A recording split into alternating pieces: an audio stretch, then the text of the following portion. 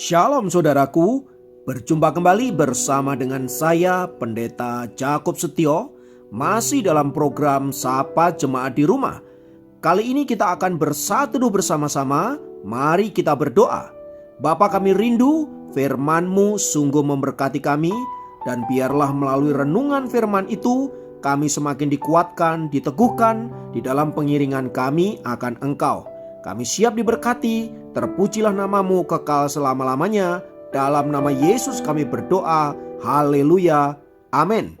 Firman Tuhan kali ini terambil dari Markus 1 ayat 40 sampai 41. Markus 1 ayat 40 sampai 41 berkata, seorang yang sakit kusta datang kepada Yesus dan sambil berlutut di hadapannya, ia memohon bantuannya, katanya, "Kalau engkau mau, engkau dapat mentahirkan aku." Maka tergeraklah hatinya oleh belas kasihan, lalu ia mengulurkan tangannya, menjamah orang itu dan berkata kepadanya, "Aku mau, jadilah engkau tahir."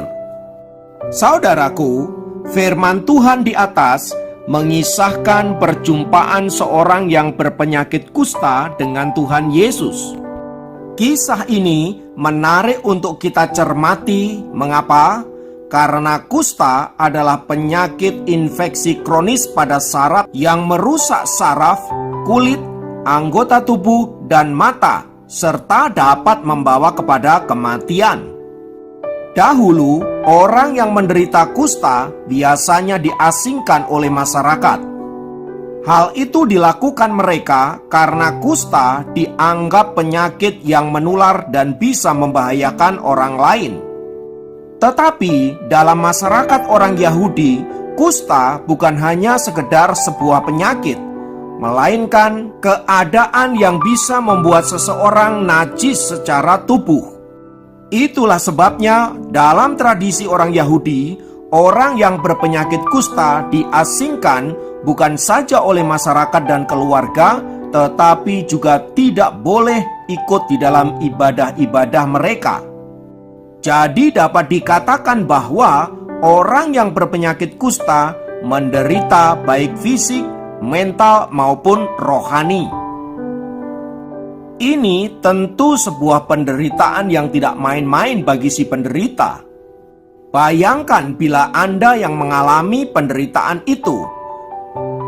Pada satu sisi, tubuh kita mengalami sakit penyakit.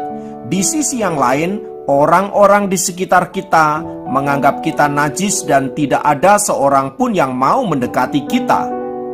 Pastilah kita amat sangat menderita.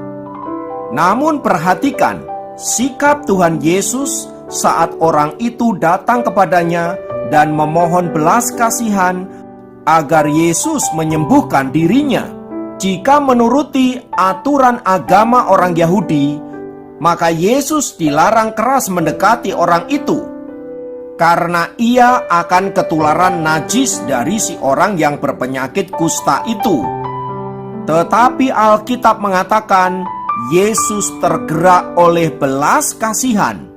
Rasa kasihnya kepada orang kusta itu membuat Yesus mengabaikan aturan-aturan agama yang tidak memperbolehkan dirinya menyentuh si kusta.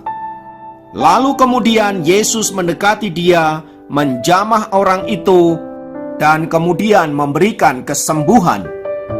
Lihatlah saudara, bagaimana cara Yesus mendekati orang kusta itu. Aturan agama selama ini membuat orang kusta itu terisolasi dan membuat orang-orang yang ada di sekitarnya tidak bisa menyentuh dia. Agama yang seharusnya memberi solusi terhadap masalah-masalah yang dihadapi oleh umat manusia, ini justru membuat mereka tidak bisa berbuat apa-apa. Mengapa demikian? Karena agama melarang ini tidak boleh, itu tidak boleh, ini najis, itu haram, dan lain sebagainya. Bagi Yesus, menyentuh orang yang sedang membutuhkan pertolongan jauh lebih penting dari aturan agama. Sebab hukum ada untuk manusia, bukan manusia untuk hukum. Bandingkan sikap Yesus ini dengan ahli-ahli agama orang Yahudi, para ulama-ulama mereka. Demi menegakkan aturan agama, hati mereka tidak lagi dipenuhi oleh belas kasihan. Bahkan demi aturan agama, mereka rela mengucilkan orang-orang yang justru membutuhkan pertolongan seperti orang kusta ini. Pertanyaannya, adakah Tuhan berkenan kepada kita karena kita melakukan aturan agama ini dan itu sementara mengabaikan belas kasihan kepada manusia? Apa yang dilakukan oleh Tuhan Yesus mau menunjukkan bahwa belas kasihan jauh lebih berharga daripada melakukan hukum keagamaan tanpa dibarengi oleh kasih. Sebab jika kita mengasihi Allah, pastilah kita juga bisa mengasihi sesama manusia. Adalah omong kosong bila kita mengasihi Allah, tetapi kita membenci sesama kita hanya karena perbedaan warna kulit, hanya karena perbedaan status ekonomi, perbedaan agama, dan lain sebagainya. Yesus menyuruh kita untuk mengasihi semua orang, terlepas apapun latar belakang mereka.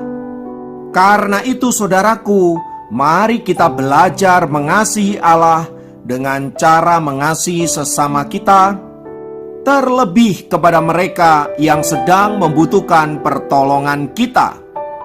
Mari kita melakukannya dengan giat, bukan supaya kita masuk ke dalam kerajaan surga, melainkan karena kita mengasihi Allah.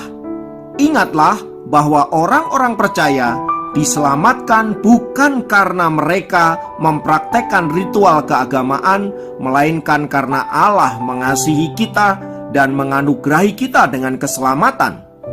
Oleh karena kita telah diselamatkan, maka kita wajib mengucap syukur kepada Allah dengan cara mengasihi Dia dan dalam bentuk mengasihi sesama manusia. Jika firman Tuhan ini kita praktekkan, saya percaya kita semua akan dipenuhi dengan damai sejahtera dan sukacita.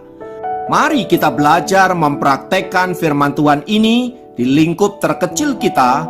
Bisa kita mulai di tengah-tengah keluarga, di tempat kita bekerja, di tengah gereja Tuhan, di tengah-tengah sosial masyarakat, dan lain sebagainya.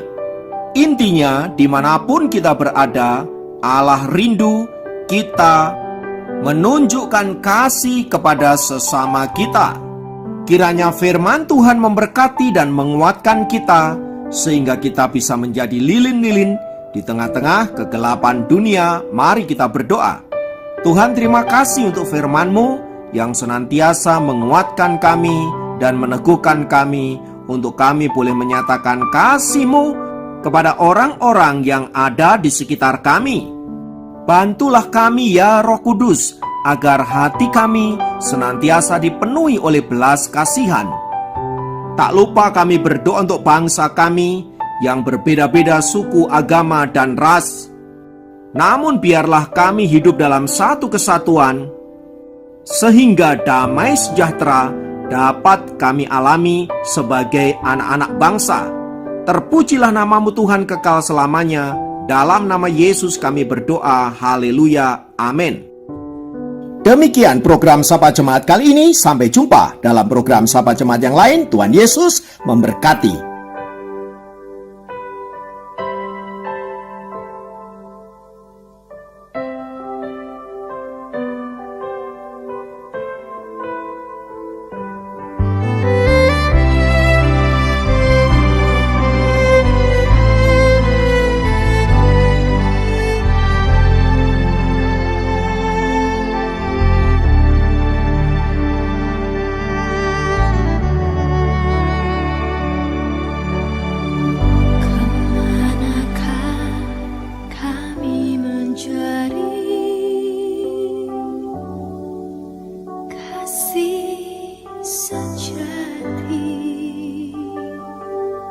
Kemanakah kami bersama?